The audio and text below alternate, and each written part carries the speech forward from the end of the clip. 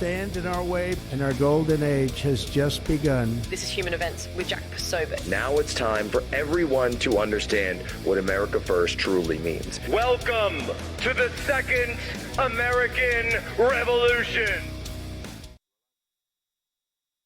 All right, Jack Posobiec, here we are back. Human Events Daily, Washington, D.C. We are back in Washington, D.C. It's been a while. It's gone for 10 days. My gosh, it felt great to be out of here. Folks, every day, gold and silver are in the news, and they're in the news right now with President Trump announcing that gold will be excluded from the tariffs. Now, we know that they're testing the all-time highs with the uncertainty of war, inflation, interest rates, and of course, the tariffs, which are putting precious metals and so much more to literally the limit. Folks, today when the tariff news came in, and this is directly from President Trump himself, he posted it on Truth Social, gold will not be tariffed. Now, people always ask me, they say, how can I get involved in the gold sector? And the answer is simple. The answer is Allegiance Gold. Whether you're a collector looking for the best pricing in the precious metal space or you're looking to protect your future, doesn't matter. If it's $5,000 or even $5 million, now is the time to act. Just go to protectwithposo.com and get started. Allegiance Gold has the top ratings in the industry. I've been partnered with them for years.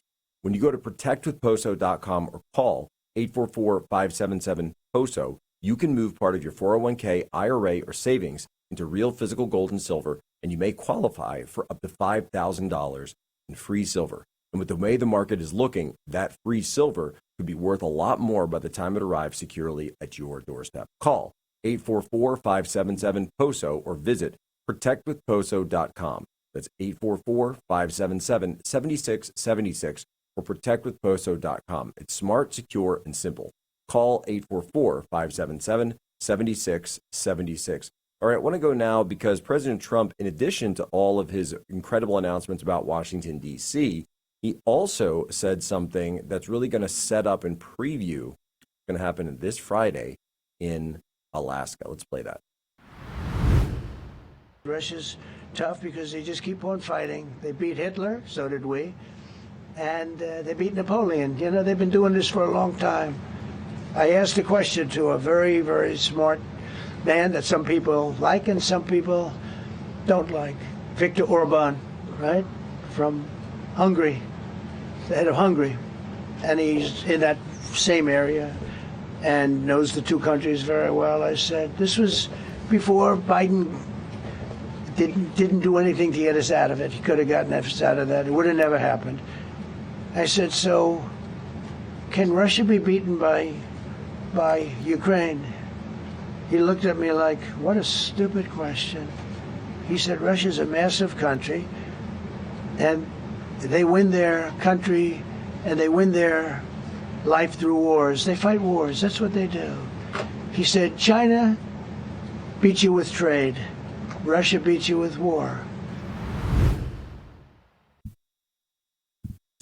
All right, Jack Posobiec. Now, of course, you know that we had an interview with Prime Minister Orban asking about this as well as other things just a couple of months ago. President Trump also talking about meeting with Viktor Orban, discussing these questions. Now, the bilateral meeting, it all comes to a head this Friday on U.S. soil, but far, far, far up in the snowy north, though it's not that snowy right now because it's summertime.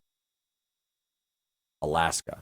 Vladimir Putin, Donald Trump. Mike Benz joins us now to break down this historic summit, which, and by the way, I've checked, folks, this will be the very first time a Russian leader, even going back to imperial times, has ever set foot in Alaska, and the first time that Putin has been to the United States since 2015. Let's bring him in. What's up, Mike Benz? Are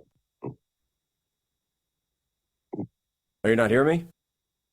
Sorry, I just lost the audio. All right, guys, let's stand by on Mike for a minute. I'll just have the producers double check with him, run that audio test. We did a test during the break, and it seemed like it was okay, but we'll double check that right now. Folks, what we're seeing is that President Trump has run an end around on all of this. President Trump is bypassing the globalists. He's bypassing the Europeans. He's bypassing all of the neoliberals. He's bypassing the entire establishment. In fact, he's even bypassing BRICS. He's saying, you know what? This is going to come down. What have we said here on Human Events Daily since day one? Since day one, I have told you on this program that the only way that this will end is when we see direct talks between the leaders of the United States and the leaders of Russia. None of this other stuff, we're going to send this over and this package and this is going to get done and that's going to get done. I said, no, you've got to cut out the entire rest and go for the one-on-one summit. Now it's happening in absolutely stunning fashion. President Trump set to sit down with Vladimir Putin this Friday in Alaska.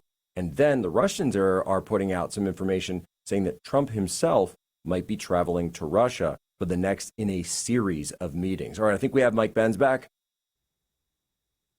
Yeah. Hey, how you doing, Jack?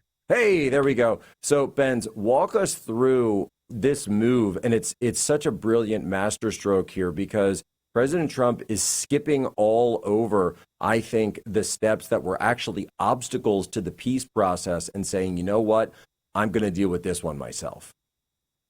Well, the biggest obstacles to the peace process are right here in Washington, D.C., which is why I think it's fitting to have this in the most remote part of the United States, as well as quite adjacent to Kamchatka in Russia. This is, famously the place that Sarah Palin said she could look out her back door and see Russia. So it's almost like Sarah Palin totally vindicated, by the way. Yes. Sarah Palin has been totally vindicated.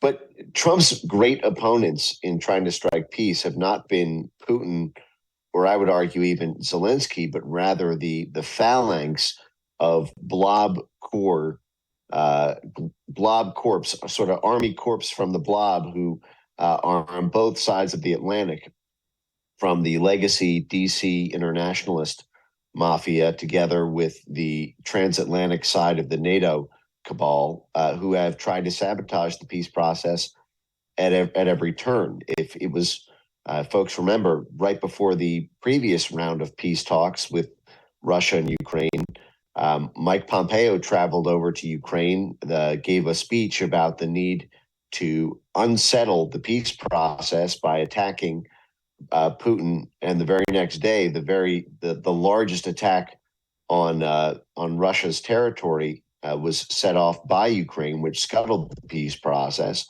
So you have this core of folks who make their living off of war with Russia, off of seizing assets from Eurasia, who do not want peace, certainly do not want peace under the terms that Trump, I think, would be willing, which include giving up land in Ukraine. The fact is that land in Ukraine that Russia has seized has been under a coup government for 11 years. It was the Obama administration's toppling, the overthrow of the democratically elected government of Ukraine in 2014 that caused Eastern Ukraine, which is majority Russian ethnic, to break away. What would we do in the United States in that situation if a foreign government toppled our own and then one side of our country broke away and did not respect the new coup government?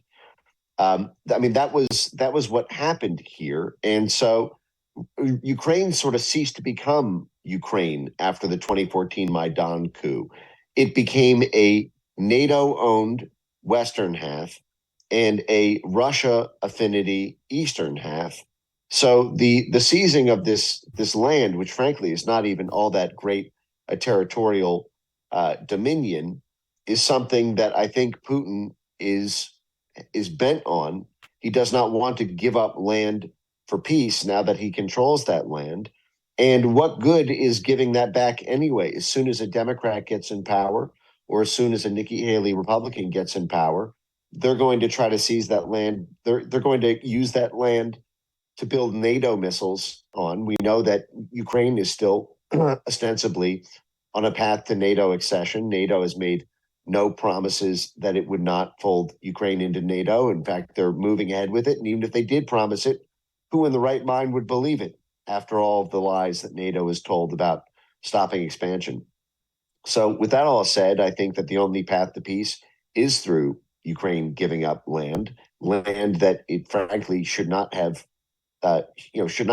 taken through a 2014 coup and left the entire eastern state helpless. I mean, the Eastern Ukrainians were being murdered by American military muscle that was being thrown from 2014 to 2022 at the Ukrainian military in order to seize that back.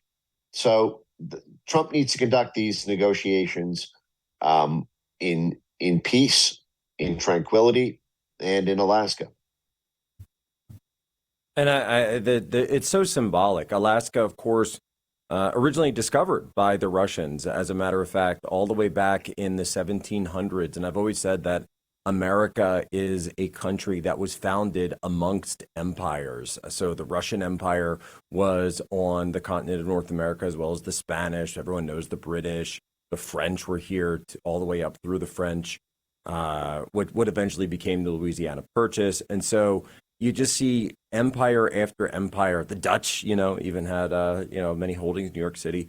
And so the fact that you're having it in this place where, and of course, by the way, the Russian Orthodox Church, most of the natives up in Alaska are, in fact, Russian Orthodox. And so this is something where a lot of people will be asking, why are they doing it up there? But it makes a lot of sense for a number of reasons, also which, we're coming up on a break here real quick, also which because there is that ICC warrant out for Putin regarding the Ukraine war. But the United States, of course, famously does not uphold ICC warrants, does not enforce them. And so, of course, this is a country that he actually can travel to without having to worry about any of the legal framework that the ICC would run into. That, of course, prevented him from attending some of the BRIC summits like the one in Brazil recently. Jack Posobiec, Mike Benz, right back. Human Events Daily, Real America's Voice.